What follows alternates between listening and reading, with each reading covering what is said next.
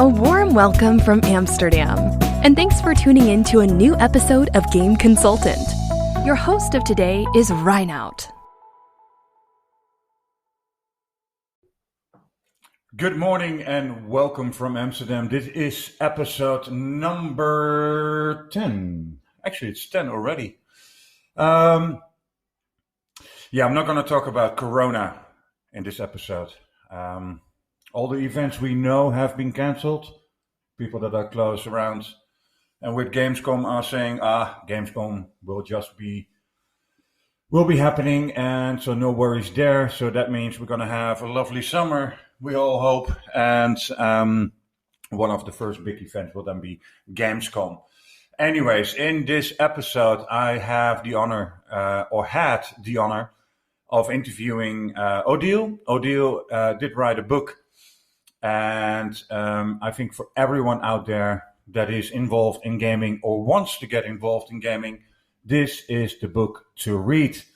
More in the item in this episode later on. And next to that, I'm always reading news, and I visited his event, GamesBeat. I once took him to Arnhem here in Holland to see a bridge too far. He mentioned it when we got on the line, and it made a great impact. And he has made a great impact on me with his writings, his news, and as said, very happy I could have him in the show. Dean Takahashi of GamesBeat. Further on, we're going to start with some news. I have one or two companies to watch or on my watch list. And esports, I know as much as you guys do. I'm seeing a lot. I still think 80-20 rule. 80% is struggling hard to get visibility. 20% is on top. So 20% makes 80% of the revenues, and same with the viewings. I'm seeing all kinds of things about valuations. I think they're a little bit too high. What goes up must come down, but who am I? So I did ask Chris Reed to help me come up with an item every week about esports, his take, his view, some facts, some numbers, some news, in let's say 7, 8, 9 minutes. A clear update. And you know what, Chris, if it takes 10 minutes, perfect. It's never too long when it's interesting. Right, Chris? Hey guys, my name is Chris Reed. I'm host of the Level Up Experience on LinkedIn Live. I'm also an esports startup advisor focusing on tech infrastructure, education, and human performance companies. To say the least, the esports industry moves quickly, can be extremely volatile at times. My goal for the segment each week is to bring you the latest news, updates, and my thoughts around the industry. Everything from startups to event information to team roster changes. I want to try to cover as much ground as possible. If you'd like to get in touch and discuss the esports space, send me a message on LinkedIn at Chris Reed, CRISREED, and follow the Level Up Experience company page as well for content updates. Thank you again, Reinout, for the opportunity to be on your show, and I'm looking forward to the news segment.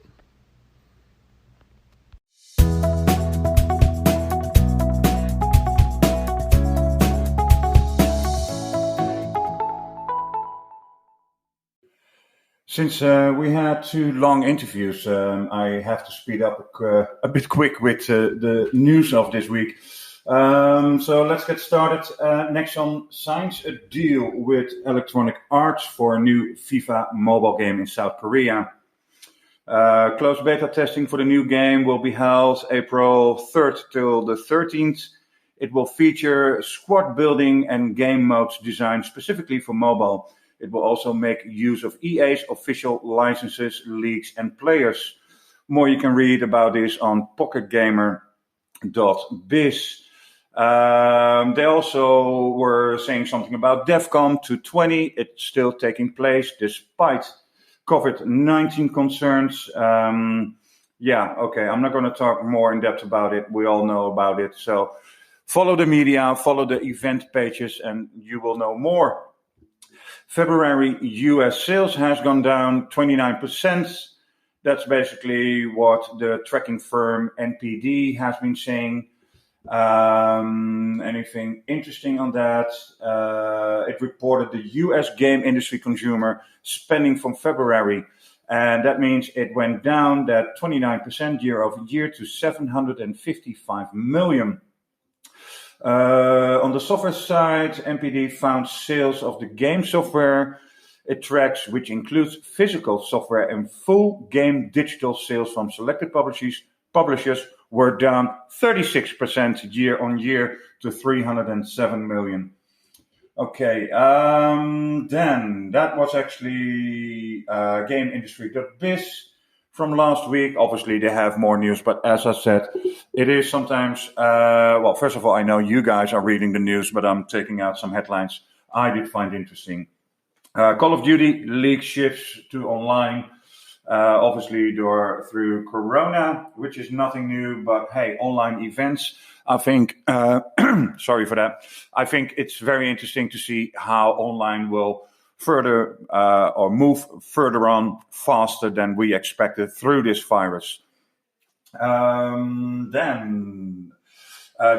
Digital Capital, which I read was acquired this week, is saying that over 4.1 billion has been invested in AR and VR in 2019, which is a lot, I would say, and definitely would like to do an item on VR, AR, and some investors or developers, what are they expecting, and is the mass really embracing already AR or VR?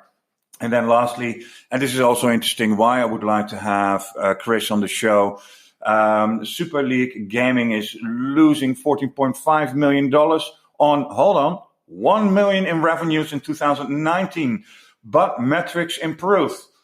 Okay, in Dutch you would say you need een lange adem, a long breath. I don't know how you guys are saying it, but I guess you understand what I'm trying to say with it, because that is a shitload of money that they're losing in order to get their metrics right. Maybe that's interesting for Chris to come back on that a little bit later next week. That's all about the news. So I would say let's give it a shot with... no, this is not with the news. I was actually looking at something at an event and I wanted to know more about it, but I didn't get it so far. But hold on. I can try this. And it was Justin Berenbaum who said, "Hey, gaming industry friends, would like to see you as many as participate as possible. Please let other folks know. Many of them have huge networks, blah, blah, blah, blah. Xola is launching Game Developers Carnival, a virtual event that they're holding. And I did find it on Hollywood Reporter. I don't know if other media have been writing on it, but the event will take place in the new sandbox game Your World on April 20 till the 21st to benefit those affected by San Francisco conference's postponement. I will have the link on my site and also the link to Justin so you can actually be in contact with him. I guess this was all for the news. I want to go further with Odile.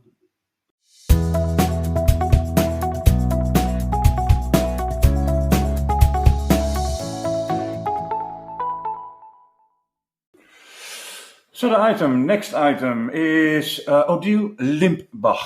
And I had to say, when we started talking about, I had to compliment on the name Odile and Limpach. And that's German. And she is teaching economics and entrepreneurial at the Cologne Game Lab. And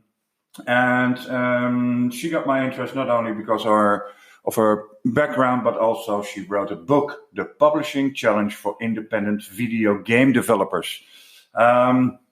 We basically had a chat and we had to laugh a lot and well, I won't say anything further. Just listen to the interview, and I hope you like it. And as usual, don't bother. I have links, contact details on my site, so you can reach out. And also, order the book. Did I say order? Okay, order the book.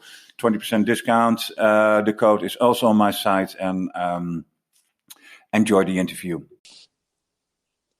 In the podcast today, I have Odile, and we just discussed that I am allowed to say it once.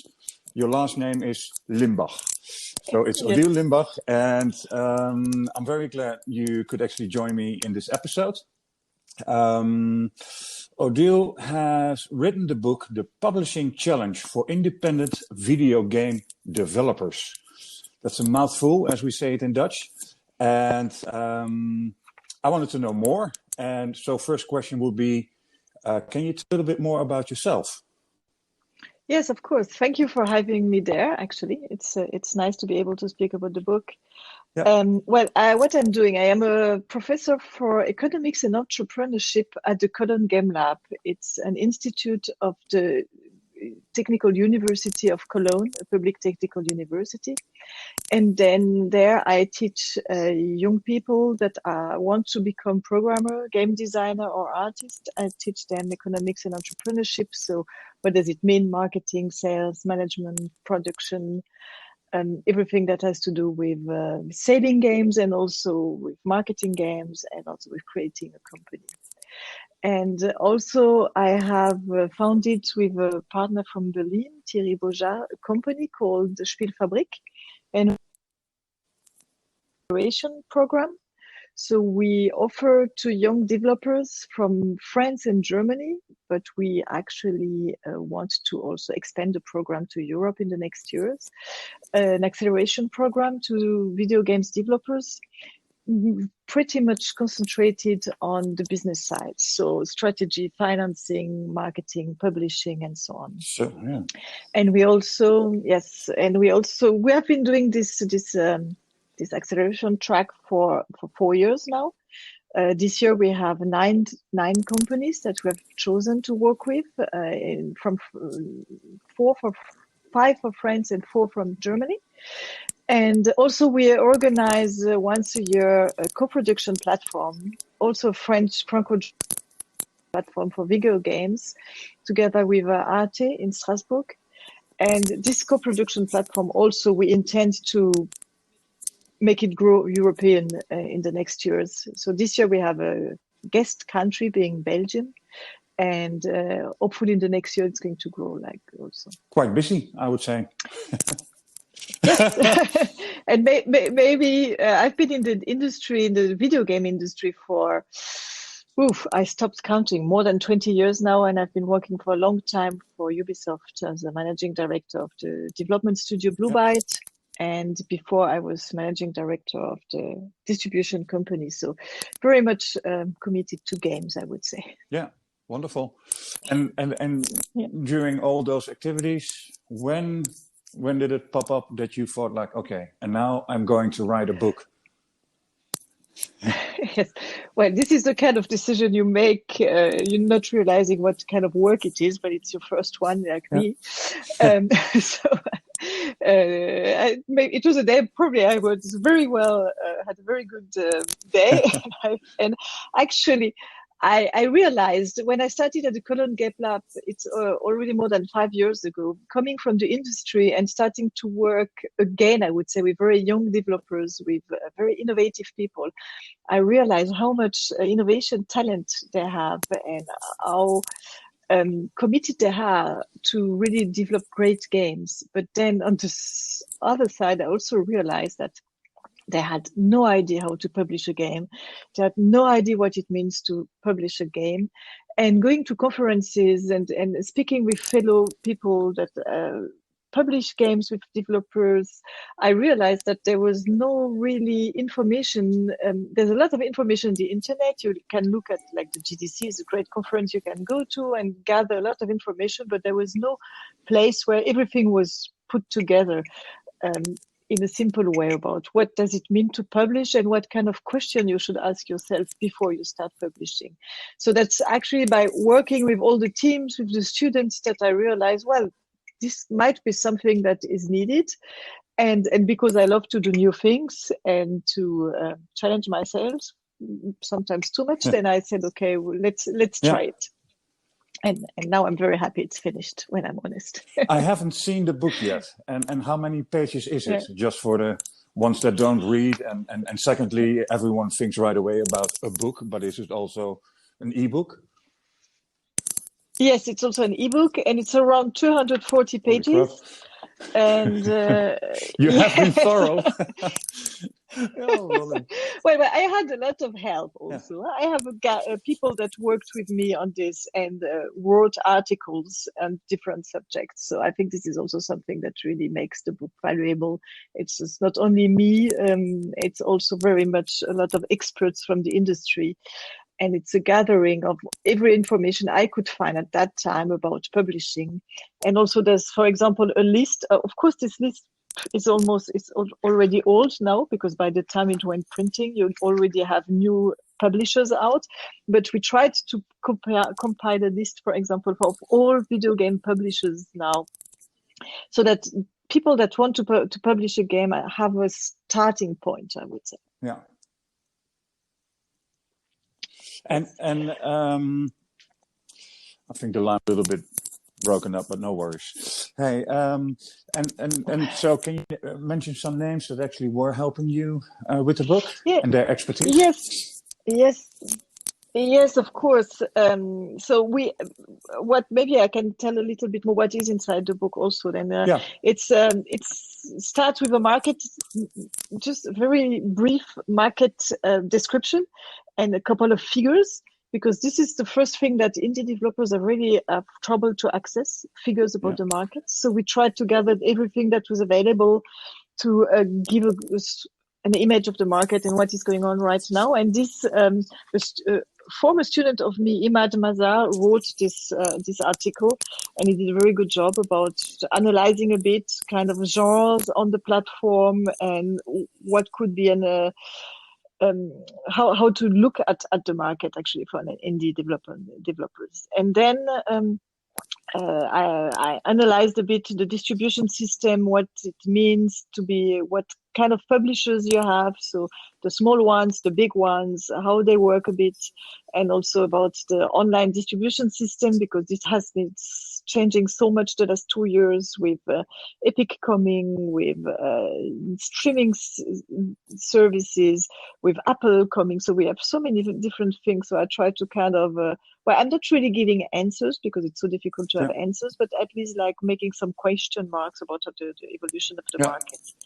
And then I ask a couple of people to work on very specific subjects. So, for example, Konstantin Ewald is a lawyer, and he worked on on distribution agreement for independent developers. A little bit of do's and don'ts of this. For example, also Zoran Lars, a very experienced consultant in the independent developers, wrote also his view of what makes the contract work and not work, or how can you make sure that your agreement is going to be successful. Then I asked Zoran Rosso. He's now the MD of Seriously in Germany. He was very long at Sony Entertainment to write about marketing, because he's a very, very good marketing guy. So to give a couple of guidance, what does it mean, marketing, a couple of definition. I asked Thierry Boja to write something about financing. So giving a bit of how financing and distribution is very much interwoven. So when you make a decision in distribution, it means something for your financing, and the other way around is true also. So yes, this is and also Pierre Schlamp from Tritri Games, also a former student, a very good guy. He wrote kind of because he has been publishing games already, so like a toolbox with what is currently available for indie developers to publish their games. So it's basically an ABC, or how should you call it, a game development book for dummies?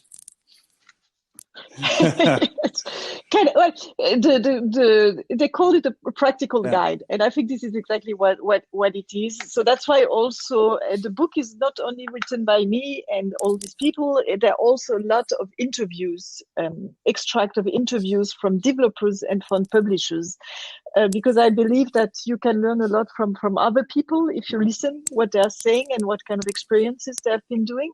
So the whole process was actually of writing this book is doing a lot of research, of course, about the publishing subject, but also were to interview a lot of people, and from the developer side and from the publisher side, and then use these interviews within the book to illustrate what I was saying. So that you always have people saying, yes, this is like, we did this way because it was this, or we did it this way and that was good, and we did it this way and that was bad. So yeah, it's a guide, I would say. If you look back, what kind of key observations would you actually say, did you learn something from it yourself? Oh yes, I learned a lot about. I think I could have go even deeper, especially on the distribution structure. And I learned what I would say the key observation I made is that really looking at the markets right now, it's very difficult to be an independent developer, but I'm really sure, and especially after this book now, that independent developers have a really competitive advantage because they can react fast and they have a much better innovation power than the big companies. So I think that if you really take the chance and you as an indie developers, you really want to look at the market, you make the effort of being interested in these structural changes. There are a lot of opportunities for them right now, but it takes the effort to really dig into it and to understand how things are running. I really also what I knew before, and it's just very much clear now, is that it's so difficult to find a publishing deal because every actor has another definition of publishing. So you really have to go through and to make to know yourself exactly what you want. That was the point I was trying to make with this book. Also, I have a chapter where I ask, I think it's 25 questions you should ask yourself. So they're no rocket science, but sitting down and as a developer first, being clear what you want makes it much easier to find the right partner for you. And something also that I found still very nice. Nobody said no. Nobody said leave me alone. Everybody was very eager to tell their experience, to help. So I already knew it before, but I still think it's such a great community to work within because if you ask, you get an answer. So that's always what I see also at young developers. Sometimes they don't dare to ask. And they're always very surprised that actually the way when you ask, you get an answer, and you learn a lot. That's the fun part of the gaming space. I hear that so more often. It's a big industry, but it's actually very tiny. Everyone knows each other, and everyone wants to help each other. So that's a good thing. Yes. So bottom line, I wanted to ask about a target audience, but the way you explain it. Anyone within the gaming space, if you're an investor or a publisher, developer, it's a book that everyone basically should read. Yes, interested in understanding a little bit more what it means publishing. And it is also targeted at young developers, so that I have a chapter about community building, because it's so clear now that it's the first thing you have to do and you really have to think about it. And so I try to give a little bit of a background, how to build a community, or what is on the strategical side, what is important to think about, because I think the young people are much better than I am at building communities, but they should be clear before. Why do I do that? What are my goals? To whom I want to speak? And this is the things I've been trying to write down. And yes, it's an explanation about what does it mean to publish, and what where should you be careful? What do you have to really pay attention to? And a little bit an attempt to explain a bit how our publishing industry is working. Yeah.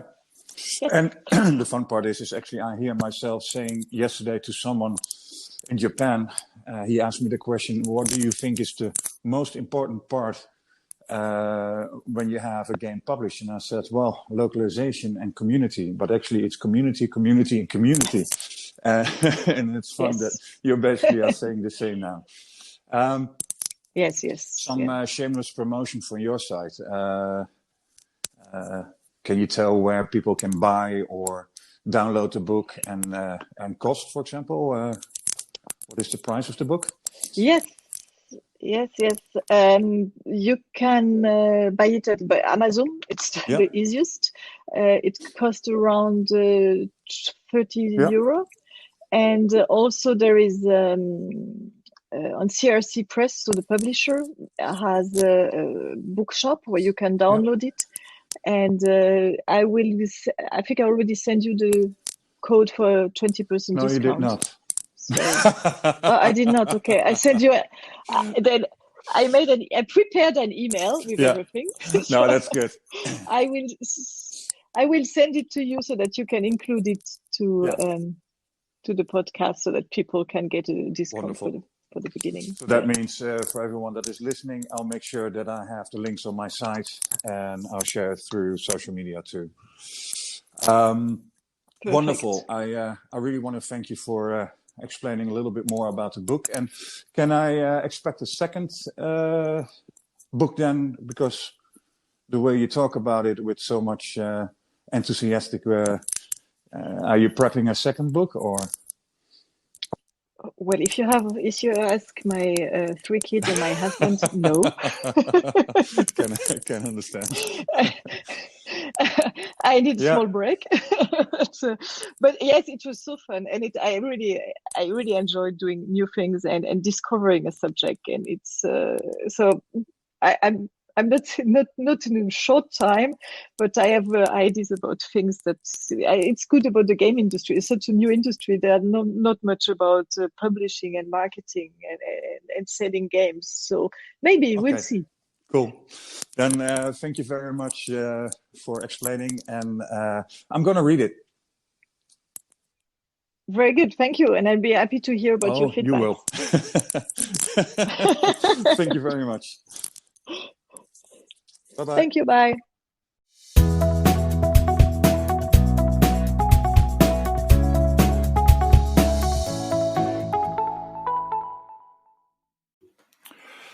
The man that writes about gaming, Dean Takahashi. And Dean has been writing for so long, for tens of years about tech and gaming. And then also the GamesBeat events, the GamesBeat Summit. He's saying something about it in this item, in his interview. We will definitely try to get it in a proper way online. Many questions for him. I took Dean to Arnhem, A Bridge Too Far, the movie. And he has seen it. And before we had the interview, he was saying, I'm actually looking at the movie so differently. And today we're all facing a new war, and it's the war on the virus, the coronavirus. And so parts of the interview are about events online, coronavirus, but lots, or the main part is about him writing about games. Why is he so, why does he like to play games, write about it? And I have to say, the interview was typical Dean. So, well, today, podcast with Dean. Dean is the writer of GamesBeat, or I should say venturebeat.com/games. And thank you for joining me today, Dean. And for the people that don't know you, could you explain a little bit more about who is Dean? Yeah. Thank you for having me on the show, and I hope you are enjoying your podcast here. It seems like a fun thing to do. I have been writing about technology stories as a journalist for more than 30 years, and I'm based in California. I have been writing about games probably as a beat for about 24 years, starting at the Wall Street Journal back in 1996 or so. And I am still doing that today, 12 years running now as the lead writer for GamesBeat at VentureBeat. And I also organize the GamesBeat Summit event that we have every year. Yep. And yeah, it's you've been at the event yourself. Yeah, it's a cool event. Yeah. Yeah. And yeah, it's been a great career so far. It's enabled me to travel the world like I always wanted to do, from Asia to Europe to the US. So still having fun and still play games. And you saw Arnhem. Yes, that was a real treat. Yeah. A lot of people do ask, if you have to write about gaming, do you actually have to play games, or can you just say, well, I have a good view on it and I can write about it? And comes along with that question, if you have to hire people, how would you hire a game journalist? How are you looking at people? Yeah. Well, I enjoy games, and so I think that's why I originally got into it. I happened to be the youngest guy in the San Francisco office of the Wall Street Journal, and they needed somebody to cover video games as an industry, and I was the only one who played at that time. So they said, go ahead and write. And, a couple times a year on top of that, I got the substitute for Walt Mossberg, and I would write game reviews.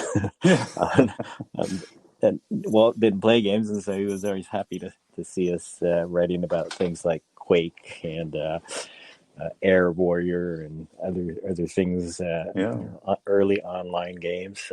So yeah, I think it is good to sort of zoom into the product, whether that's a tech product or it's a video game, and to see what's there and to use it yourself, and then zoom out and try to see what the whole industry looks like. And I think that's really helpful to be able to have that knowledge. And it's very rewarding in some ways when I go and interview the creator of a video game that I really liked, like say The Last of Us. I interviewed Neil Druckmann at Naughty Dog about the game. And because I knew the game, it was my favorite game. I knew it from the very beginning to the end. I was able to ask a lot of questions. It's like if you think of your favorite novelist and that person's still alive, and you read their book and you have all these questions for the author, and then you get a chance to ask them. And it's like the same kind of deep conversation that you can have by having this knowledge of what the video game is like and what the world is, and all the decisions they had to make in creating things, and how much say agency to give to the gamer to make the story, or how much to direct the gamer in telling a story, right? So I think part and parcel of doing video game journalism is to really try to understand it from this level going up, but also for what I do, I mean, I also have to try to understand the financial part of video games as well. Yeah, and that's interesting take, because if you now should hire someone, obviously that person, how is someone qualifying? I mean, how would you actually look at someone? What does he or she has to convince you? A good writer, obviously, but should he or she play games or have fascination for a certain segment of the gaming? Yeah, I think specializing has helped me in my career as a journalist. If I were sort of a city hall reporter, I probably would have had a much harder time making a living as a journalist than by specializing in business reporting and specializing in tech reporting in particular, and then adapting to writing about video games. And so I think everybody who wants to really have good opportunities should pick the right thing to specialize in. And you might specialize these days in just picking one game, right? You could pick Fortnite and you become the world's expert on Fortnite, and you would probably be in demand as a writer, right? Yeah. And so because there's very many different channels that you can pursue now. You could be a YouTuber, you could start your own website, and so I think finding out what you really like, what you're passionate about, and then becoming the world's expert on that is the best way to become a valued writer, I think. Yeah. And right now you actually have two things added to games. On one hand, the podcast. My colleague Jeff Grubb does the GamesBeat Decides podcast. Yeah, and I'm a guest on that sometimes, and he's starting a new one as well that he calls "How Games Make Money." Yeah, and it's a lot more about monetization, and so that's another interesting topic. Yeah, and GamesBeat is how long is it? The fifth, sixth this year? Let's see. Well, I've been at VentureBeat is about 14 years old. I've been at it 12 years. We've been doing conferences like GamesBeat for about 11 years now, and it has changed during that time from a large conference to a summit, which is a smaller conference. Yeah. And we did something called DiscoveryBeat for a couple of years as well. And we had a mobile gaming focus at one point. Yeah. So we've tried to adapt, but we still try to span, an entire game ecosystem. And not specialize further in things like virtual reality, So I remember that time when, there were hundreds of virtual reality conferences, right? Oh, God, yeah. Now there's tons of esports conferences, right? Yeah, it's really gaming. It's always blockchain. Yeah, yeah. I've seen those hypes. It's always, and I see it on LinkedIn also that people first day an expert in that, and then it's an expert later on in blockchain, and now it's esports. And but that brings me actually to how are you looking at gaming? I mean, everyone is now saying it's pure entertainment. Influencers are influencing esports. Esports has become interesting for brands. People are viewing. I just now saw Chris Reed doing something on LinkedIn where I was watching, and I actually did see myself write the text. Is it 80-20 again? Is 80% looking at 20% of the content? And but in general, how are you looking at gaming? I still think that it's got some great opportunities ahead of it still. The entire gaming market was this various ranges of $160 billion, $180 billion. And mobile market is crossing $100 billion this year. And, it's way more than the combination of movies and music put together. Yeah. And yet, if you look at things like the Oscars and mass culture, it's really movies that have so much command of the mainstream culture, and I think we have still a ways to progress for video games to reach the same level. I think everybody knows what Fortnite is, but not everybody plays it. And we're getting maybe in a couple of elections from now, the president of the United States will be a gamer, and we won't have to have arguments with that person about whether video games are good for us or not. It's like are movies good for us? So I think there's a lot of growth opportunities ahead. The platforms are going to continue to proliferate. We're getting a bunch of new cloud gaming platforms now. Yeah. Board gaming is actually becoming a real platform unto itself. Just like comic books are the platform Yeah. for future movies, right? Yeah. So I think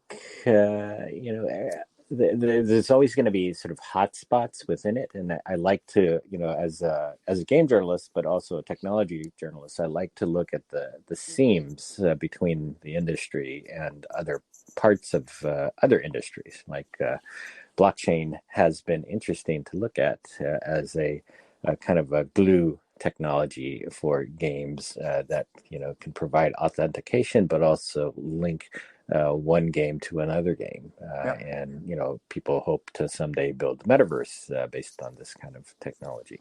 Yeah. So yeah, I like looking at esports and like how many deals happened. I think there were something like 30 transactions last year. Yeah. And 11 of them, according to this Quantum Tech Partners, were the purchase of big esports teams. So there's always very interesting games emerging and deals happening, and that's what keeps me busy. Yeah. I definitely on the esports side. I mean, I see a lot of brands coming towards gaming, and obviously people are watching. I also think that can actually help the advertising part of games in general. How brands will start advertising in and around mobile gaming. Quickly on esports, is it going to mobile, you think? Or is it already? I think, it's in some ways very strong already.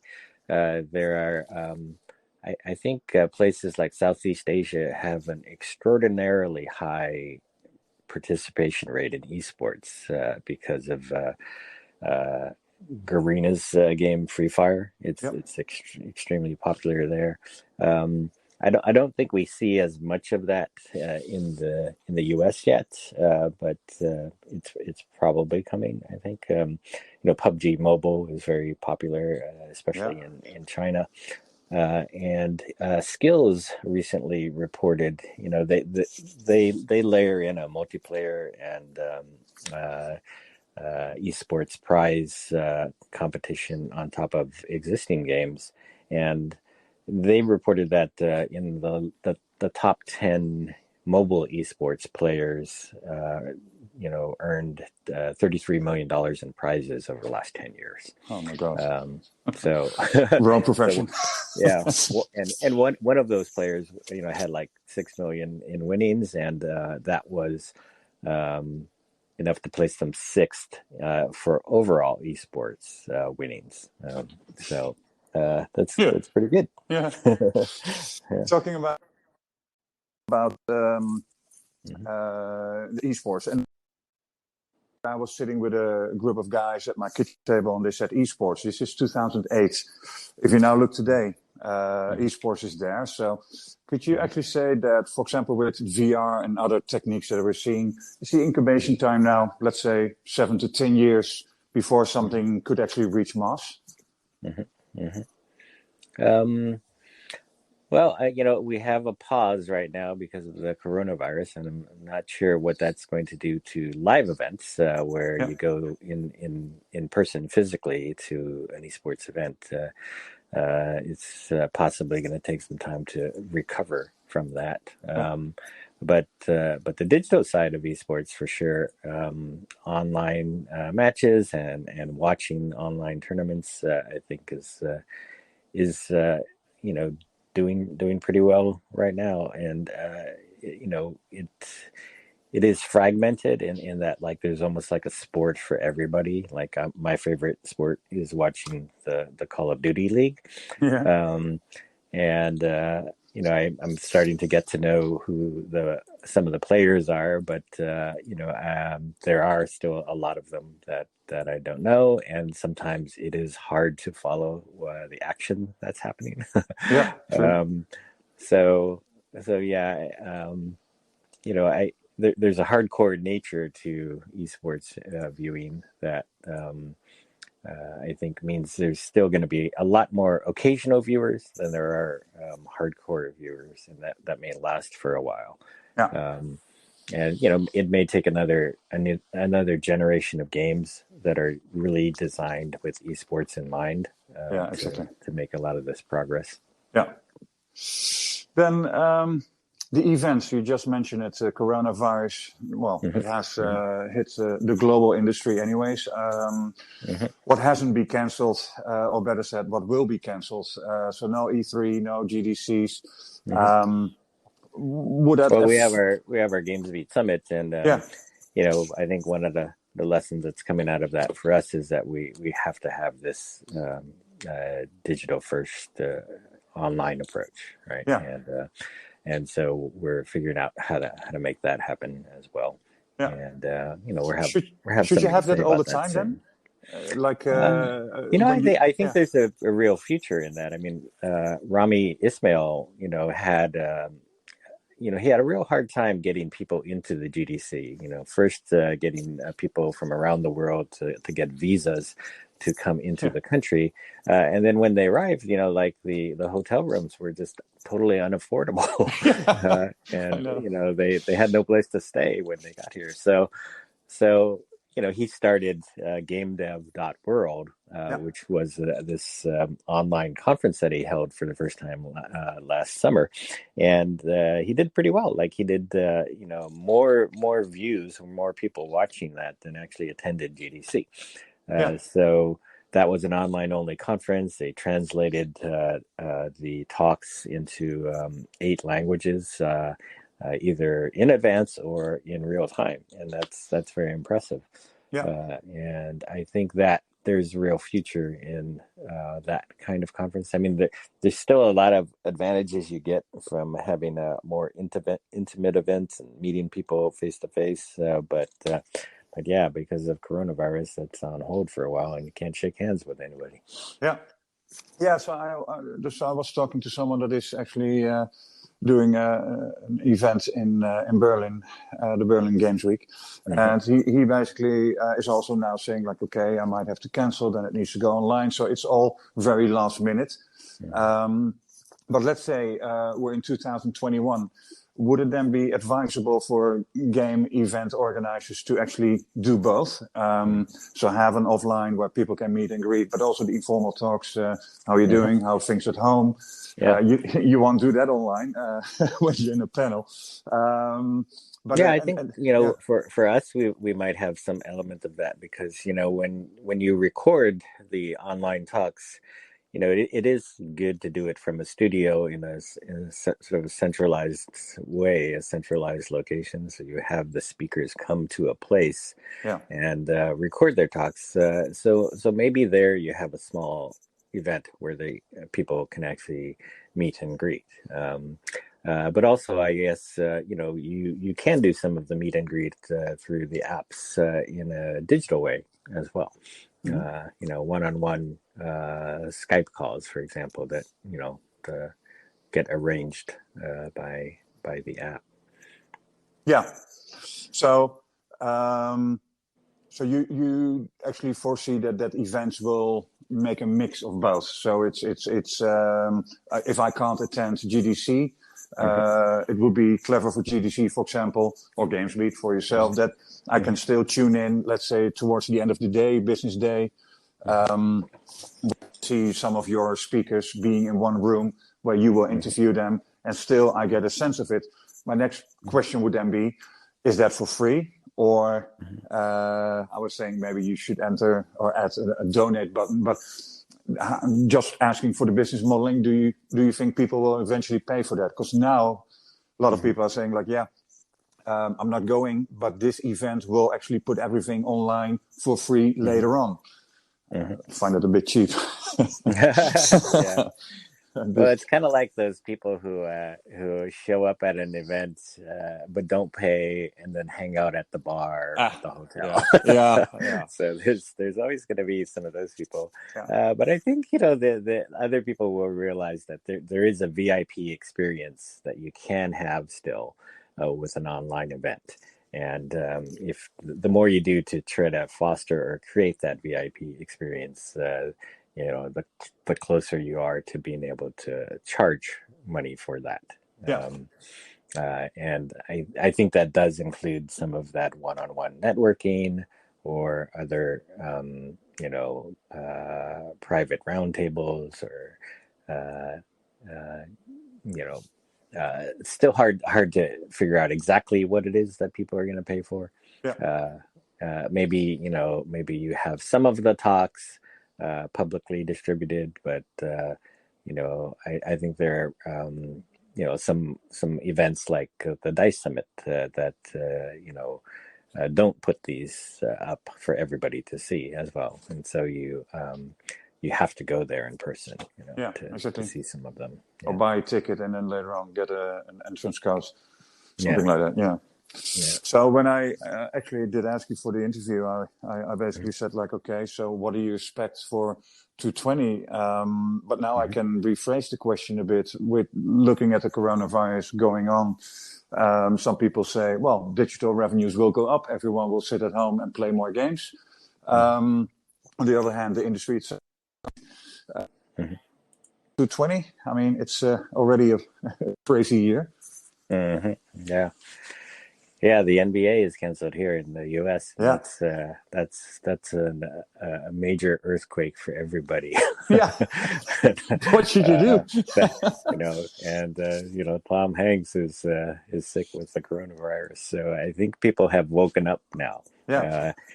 Perhaps it's very late for us, but I think if we dismiss this as a one-time event that's going to go away, and that the business as usual is going to return. Yeah. I think that's a mistake. Like, in some ways, this has to be viewed as an opportunity to rethink a lot of things that we do, and to figure out how to do them better.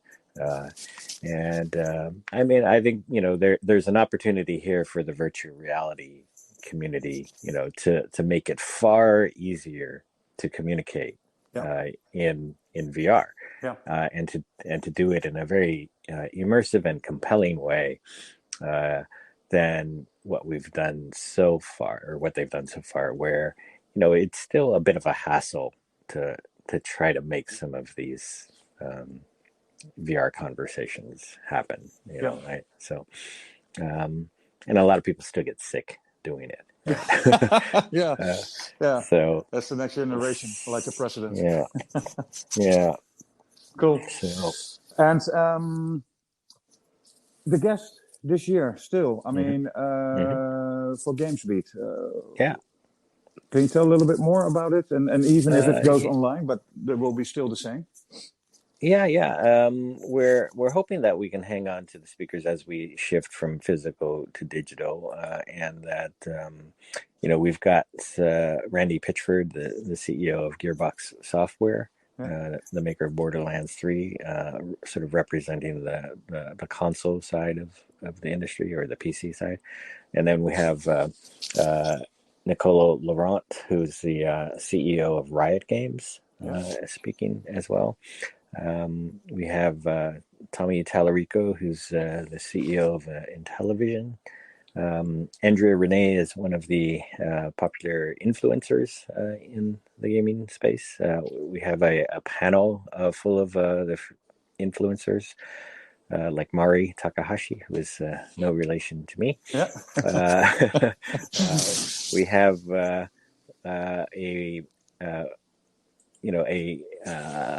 event focused for women in gaming as well, and we have more women speakers than we have had at previous events, and that's going to be interesting.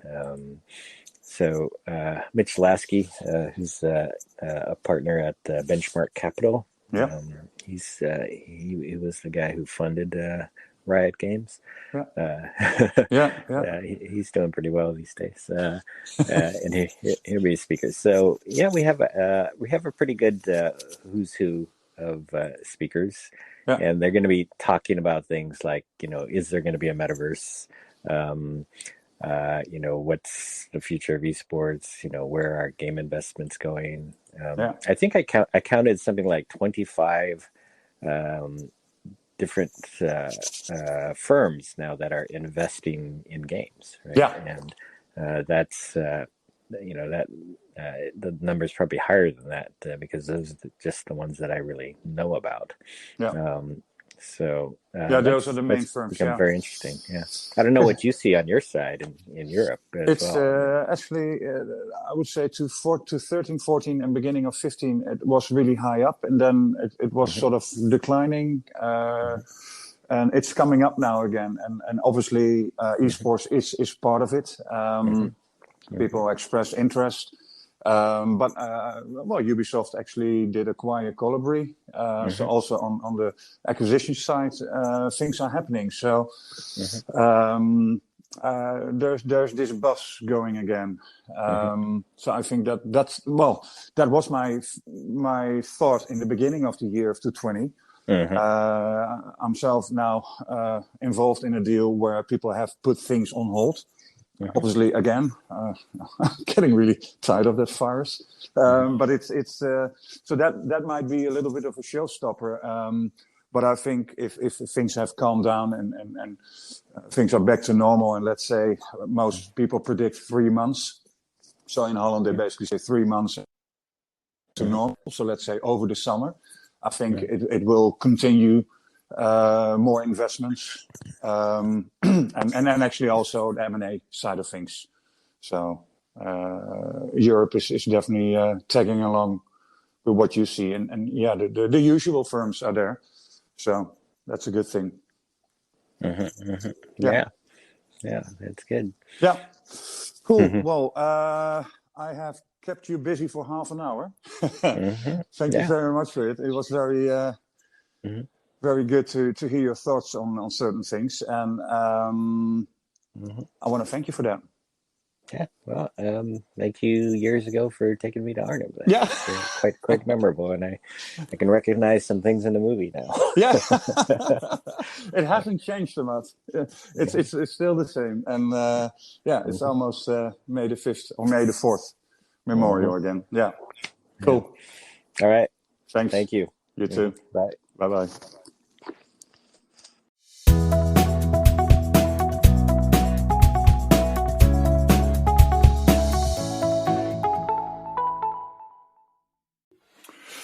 So that were the two interviews, Odile and Dean, for today. That was the news. And I actually still should cover the companies to watch, Picoya amongst them.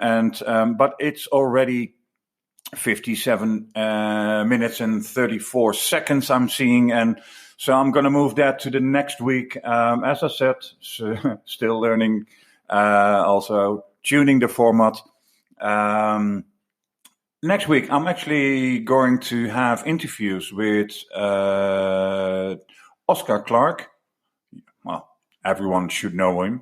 That's going to be a fun interview. I told him you can talk about anything. So I guess we're going to have about 3 hours episode.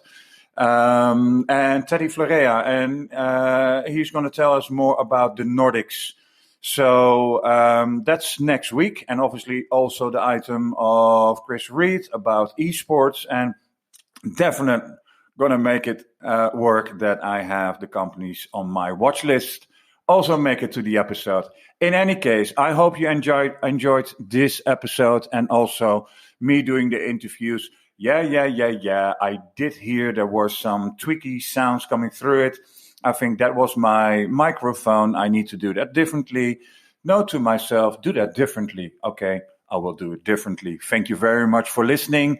And as always, stay safe, stay inside if you have to. If any government is saying, don't go outside, then please stay inside. We all can talk to each other online. We can do it via Skype, LinkedIn, whatsoever.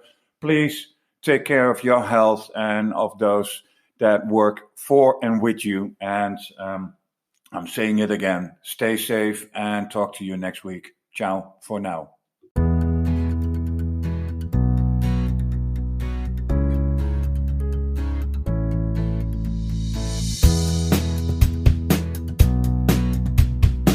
This was all for today.